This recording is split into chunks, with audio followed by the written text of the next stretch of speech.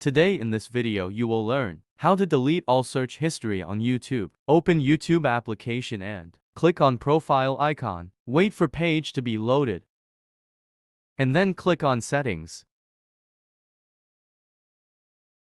Now click on manage all history. Wait until page gets fully loaded. In this page you can delete search history one by one, or you can delete all history at once.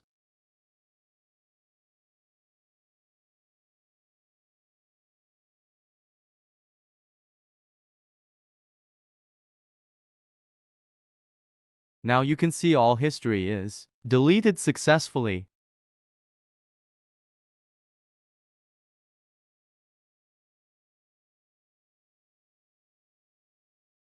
Now I will be showing you the same in laptop.